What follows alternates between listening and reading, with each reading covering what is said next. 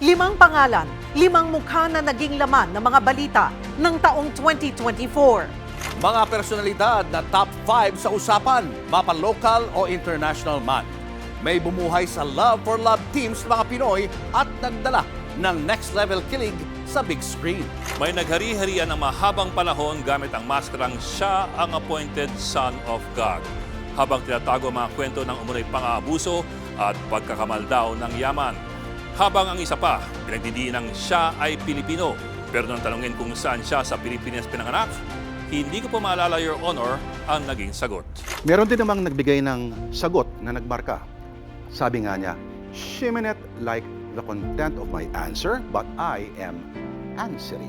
At meron din talagang kuminang na parang ginto sa gitna ng kontrobersiya. Ang kanilang mga tumatak na kwento, tunghayan natin dito sa 5 para sa 2024.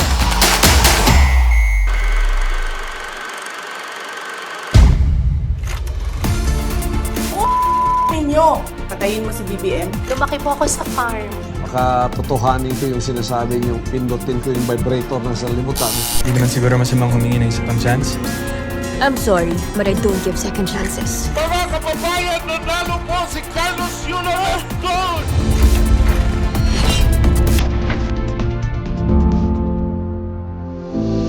Ang mga pitaka daw natin ay salamin ng mga totoo nating mga pinahahalagahan. At ang sinema naman ay katotohanan. Kung ang pinakamatagumpay na pelikulang Pinoy, hindi lang ng 2024 but of all time, ay isang love story tungkol sa 2 OFW sa Canada, ano kaya ang sinasabi nito tungkol sa ating mga kaluluwa?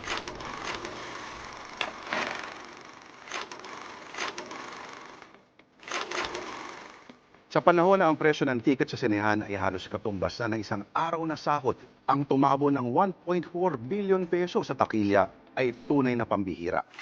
May mga lugar na pangmatagalan.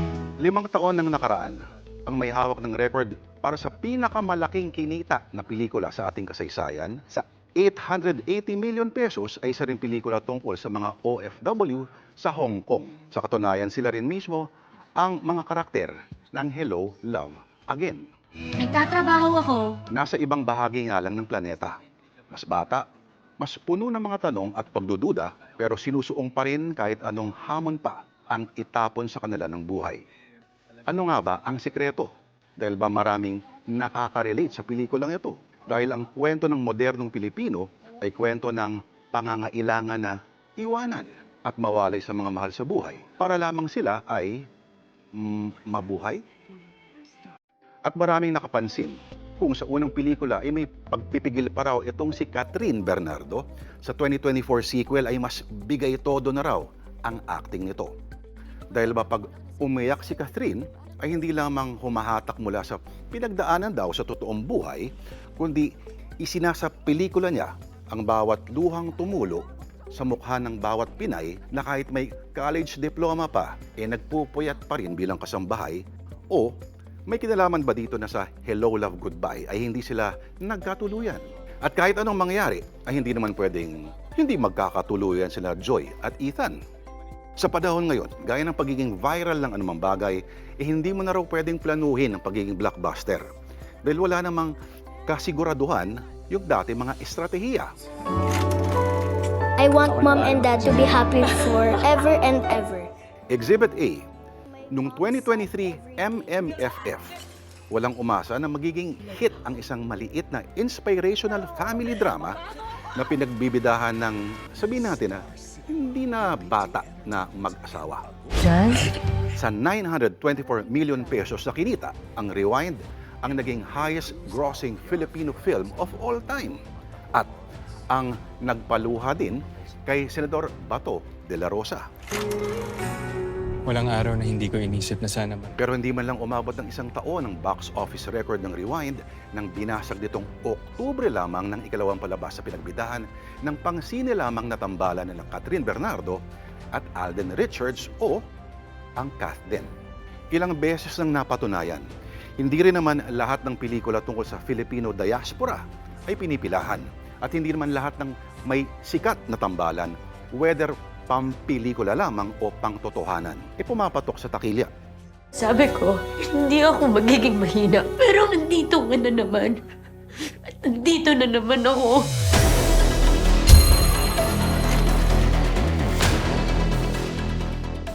Kaya pasalamat kayo at ako nagpa-stop ng lindol.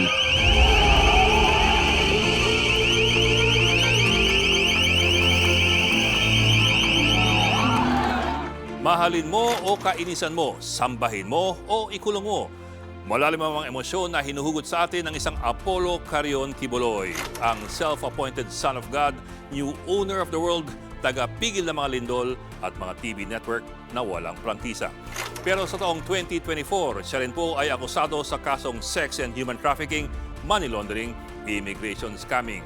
Ang puganteng hindi naman daw nagtatago.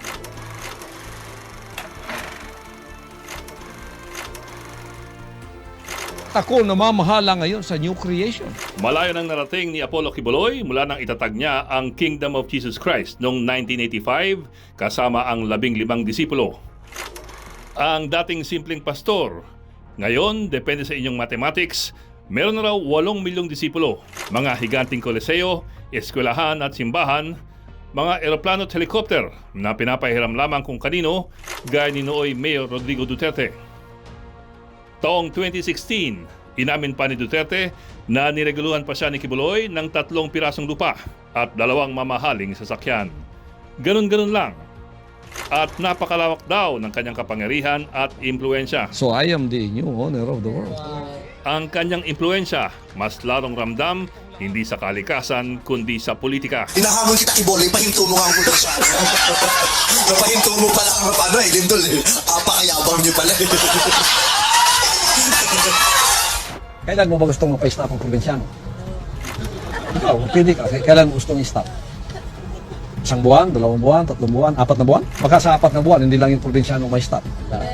Baka pati yung network mo, stop na yan. Taong 2020, napilitang magsara ang ABS-CBN matapos hindi aprobahan ng Kamara ang kanyang prangkisa sa pag-uudyok ng kaibigan ni Quiboloy na si Noy Pangulong Duterte. Ang kanyang kaharian, puntahan ng mga kandidatong nanliligaw ng boto para siyang kingmaker na dinadayo sa kanyang prayer mountain. Nung maupo si Rodrigo Duterte sa Malacanang, lalong lumawak at namayagpag ang impluensya ni Quiboloy sa politika at sa media. Pero sa huling taon ni Duterte, naglitawan ang mga multo ni Quiboloy. Nobyembre 2021, indicted si Quiboloy ng California Grand Jury ng kasong sex trafficking, money laundering at immigration fraud. Sa Pilipinas naman, gumulong ang investigasyon laban kay Quiboloy para sa child abuse at human trafficking. Nitong Marso, lumabas ang unang arrest warrant ng Senado matapos niyang isnabin ang mga pagdinig.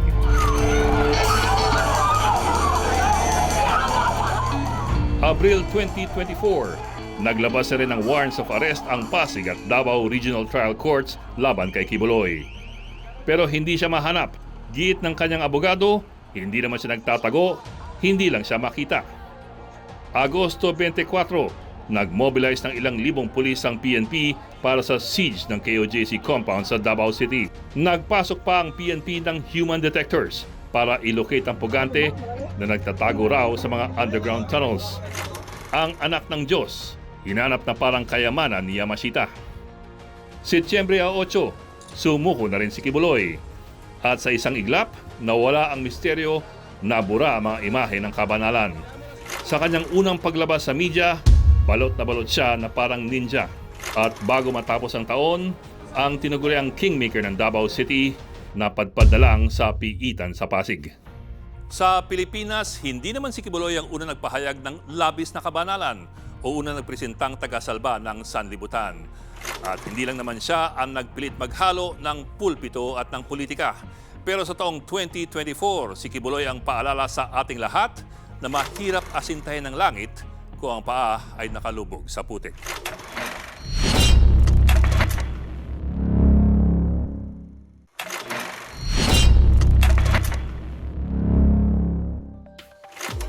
Manateleseryeng sinubaybayan ng bayan ang mga plot twist after plot twist na kwento ng pagkatao ng sinibak na mayor ng Bamban-Tarlac.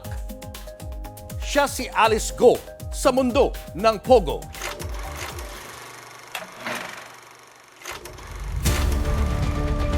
hindi po talaga ako kasali sa operation po ng POGO. Hindi raw siya sangkot kahit sa kanya nakapangalan ang lupang naging Pogo Hub. Sa likod lang ng munisipyo ng Bamban. Kahit anong tanong ang ibato ng mga senador, paulit-ulit ang script ng mayora. Wala na po talaga ako malala. Although ayaw ko po talaga ma-mention yung word na wala po ako malala. Pero wala po talaga I'm ako not malala. asking Madam Senador, lumaki po ako sa farm. Nakakarindi. nothing to be defensive about. You don't have to say the same thing. Ako sa farm. Basta, tell us about yourself. Sa farm. Ano ba? Huwag tayong robot. Proud Pinay si Go. Kahit na imbis na sa Kabampangan, mas bihasa siya sa Fukien. Wa mo si Tongkok lang. Multilingual na nga, abay tila may Alice Go multiverse pa. Nagtugma ang fingerprint ng kilala nating Mayor Alice Go sa fingerprint ng isang Chinese na si Go Huaping. Para rin silang pinagbiyak na bunga. No two person, even twins, have the same fingerprints. No? Conclusive yan. Meron pang ka-birthday at katukayo si Alice Go, pero magkaiba ang itsura. Nakaka-curious tuloy, lalo kung totoo nga bang espiya siya ng China? At kung konektado nga ba siya sa Pogo? Yan ang mga tanong ng mga senador kay Go. But when the Senate needed her most, she vanished. Anyari, si Alice nag-wonder pala sa Malaysia. Spotted din sa Singapore. Hilong-talilong na ang mga otoridad sa kahahanap, lalo't meron daw panlitong ka-look-alike si Alice. Pero pagdating sa Indonesia, nasukol ang original Alice. Tingnan mo nga naman iba ang glow ni Go na nakapagsalon pa bago nahuli. Ang pugante, mala rockstar bigla ang datingan. Artistahin sa dami ng mga nakipag-selfie. May pa-meet and greet pa sa Noy DILG Secretary. Ikaw talaga. Check katulong. May dekreto ko po.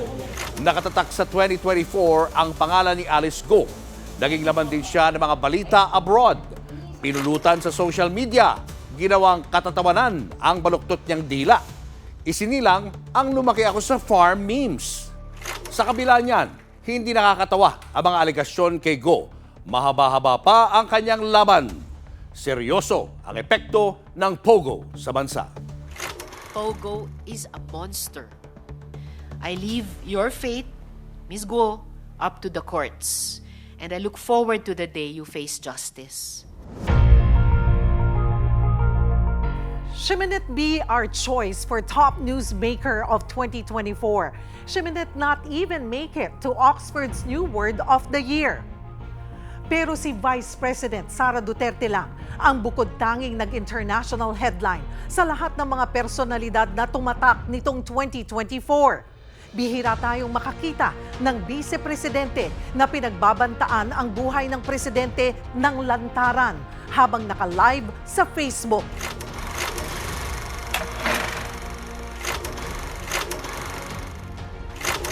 Can I just, moderate, JC?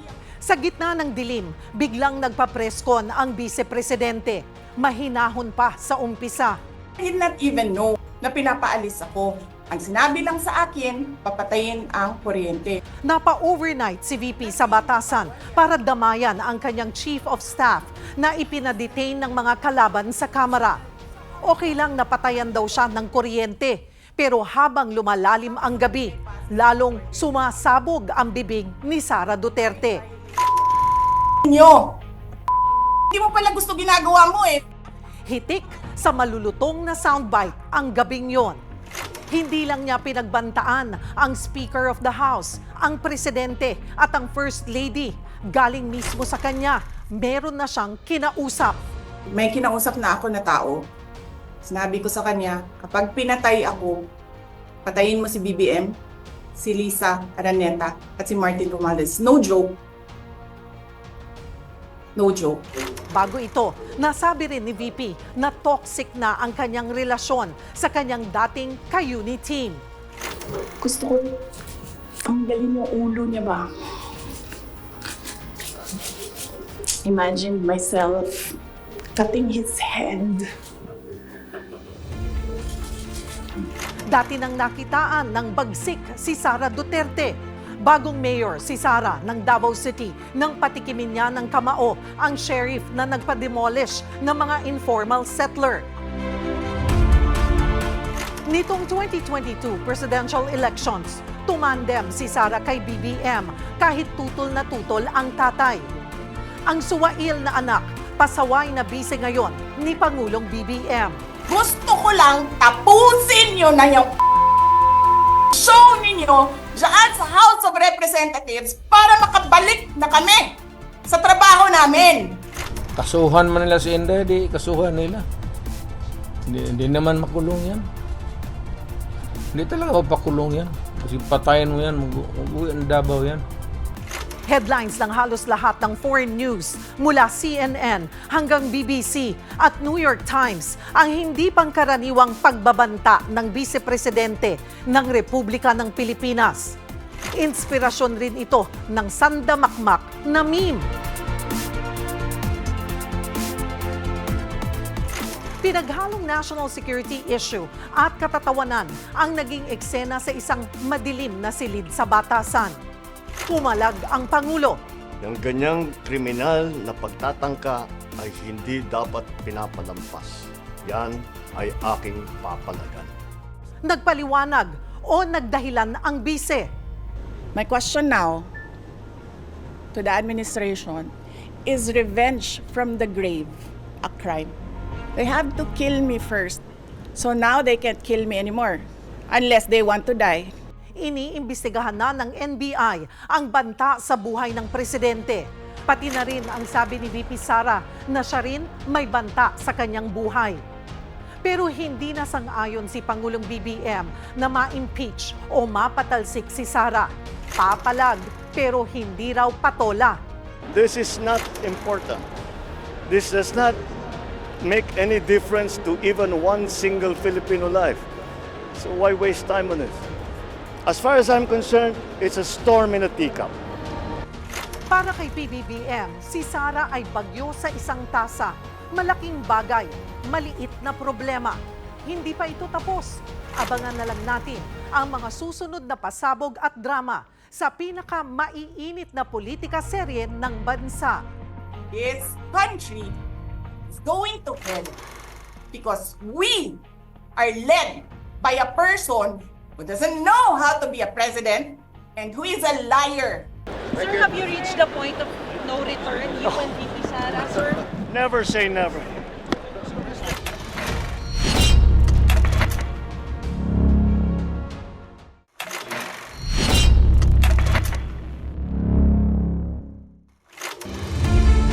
Japan pa rin talaga. Lakas. Yan ang Facebook post ng nanay ni Carlos Yulo na umani ng magkakaibang reaksyon sa kasagsagan ng Paris Olympics. Sabi ng ilan, parinig daw ito ni Nanay Angelica sa anak na umalis sa poder ng kanyang Japanese coach 1 taon bago ang Olympics. Pero sa Paris 2024, hindi lang Japan, hindi lang Pilipinas, kundi buong mundo ang pinakitaan ni Kaloy ng kanyang tunay na lakas.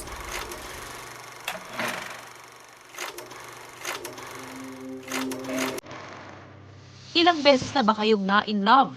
Kung si Carlos Yulo ang tatanungin, ang malamang nasagot niya 2 beses, sa sport na gymnastics at sa kanyang partner na si Chloe. Simulan natin sa kanyang first love. 7 years old si Kaloy nang ma-in love sa gymnastics. Puppy love noong una na nauwi sa long-term commitment. At nitong taon nga, muling nakipag-date si Kaloy sa kanyang first love sa pinakamalaking stage ng sports, ang Olympics. Sa finals ng kanyang pet event na floor exercise, bigating agad ang mga kalaban. Tulad ni Tokyo 2020 gold medalist Artem Dolgopyat na tinalo ni Kaloy noon sa floor exercise finals ng 2019 World Championships. Nandyan din ang Filipino-British na si Jake Harmon na nanguna sa qualification. Pero sabi nga, walang pagsubok na tatalab sa taong in love. Gamit ang malinis na routine, naitala ni Kaloy ang flat 15 score para manguna sa ranking. Carlos Yulo now leading after 3 gymnasts with that score of 15. At kalaunan ay naiuwi ang unang ginto ng Pilipinas sa Paris Olympics. What a golden moment for this young man who went through so much in 3 years ago. Sa maningning na mga ilaw ng Bercy Arena, tinupad ni Kaloy ang kanyang date with Destiny. Kung nasiyahan tayo sa isa, si Kaloy mukhang hindi pa. Ilang oras lang matapos maghari sa floor, kinuha naman niya ang ginto sa vault, ang parehong event na nagpaiyak sa kanya noon sa Tokyo. 2 ginto sa loob ng halos 2 araw. Ganyan magmahal si Kaloy. Hinamak ang lahat, masunod lamang ang pangarap. Hinamak ang lahat at ngayon, isa ng alamat. Pero ang golden boy ng Philippine Gymnastics minsan nang binalak noon na iwan ang kanyang first love matapos mabigo sa Tokyo Olympics. Maraming beses na po na nagba-backout ako. Umuwi akong umiyak. Marami ka po talagang challenges na makakaharap. And titest ka rin po ng mundo kung talagang gusto mo po talaga yon. Buti na lang, hindi bumitiw si Kaloy. At gaya ni Kaloy, hindi rin bumibitiw sa kanilang pagmamahalan ang kanyang girlfriend na si Chloe. Sa kabila yan ng pagtutol ng nanay ni Kaloy na si Angelica sa kanilang relasyon. Sobrang laking tulong po talaga ni Chloe po sa akin. Naalagaan po yung mental health ko and kung paano ko tignan yung buhay ko po outside gymnastics. Pero hindi lahat natuwa sa relasyong Kaloy at Chloe. Ang ilang netizen, tinawag pa si Kaloy na walang utang na loob dahil sa pagtalikod sa kanyang pamilya para sa isang babae.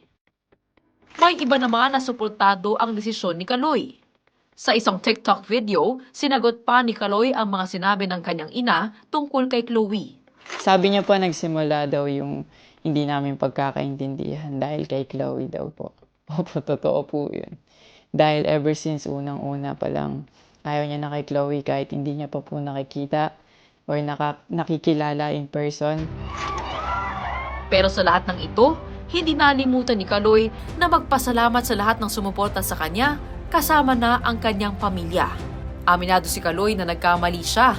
Nagsorry na rin ang kanyang ina. Hindi raw nagkakalayo ang gymnastics at pag-ibig.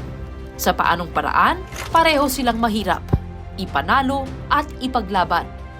Ito yung pinaka-the best na premyo ko para sa sarili ko and best gift from God po talaga. Ilang beses na ba kayong na-in-love? Sa Paris, sinagot yan ni Kaloy. 2. 2 ginto mula sa pusong kailanman ay hindi sumuko. Ganyan ma-in-love si Carlos Yulo. Mga kababayan, nanalo po si Carlos Yulo with gold! Nakalima na tayo pero teka, merong humabol. Buzzer beater ngayong taon ang screenshots na pumuyat sa mga marites. Nakakaduling man, basta chismis, zoom in kung zoom in. Sa collage ng palitan ng messages ni na Maris Racal at Anthony Jennings, eto ang literal na nag-iinit na balita. You like it here? Huh? Really? Kumbaga sa pelikula Rated X ang laman ng mga screenshot. Ang sabi ba? I'm sad na nauubos ko na yung amoy na naiwan sa sweater mo. Sweet naman yan. I want baby kisses. Sweet din yan. That was so hot. Papasaring sweet pero depende. You miss my body? I'll touch myself na lang. Smoke then Teka, ayaw ko na lang mag-talk. Ang mga pasabog na screenshots galing sa broken-hearted na 7-year jowa ni Anthony. Nagmahal pero niloko, iniwan, kaya naglapag ng resibo. Nung una, kinagat niya ang palusot na nagme-method acting lang ang Maris, Anthony o Mafron Love Team. Lalo't take naman sila pareho eh. Oh, bago ka magselos, nanay ko to ha. Linaw ko lang. I don't care. Hindi ako nag-chicks to. Pero the plot thickens. Biglang nagkahiwalayan. But yeah, Rico and I are over. Basta privado yung buhay niya. And sa akin naman yun eh, ako yung may pag-uulang doon. Magkaibigan lang po kami. Parehong nag-deny ang Mathon na may third party. Parang Anthony is out of the picture. Kung talaga bang friends lang sila o more than friends, sila lang ang makakasagot niyan. Basta tuloy ang mga proyekto sa 2025. Humihingi ho ako ng tawad sa dalawang babae. And sa mga lahat po ng mga nadamay ko din po. Yun lamang po. Sorry po. Whenever I walk, I feel like I'm a naked woman walking. Hindi ko alam anong gagawin ko. I'm so embarrassed. And I'm sorry that you get to see that. 5 kwento ngayong 2024. Mga kwentong aabangan pa rin sa susunod na taon kung saan hahantok. Mga bagong mukha at pangalan na lulutang sa susunod na taon. Bukod pa sa mga bagong kwentong uusbong. Patuloy kaming mag-aabang at magpapaabot ng mga kwentong may kwenta. Sa ngalan ng pinagsanib na puwersa ng News 5, One News at 1PH. Muli, ito ang 5 para sa 2024.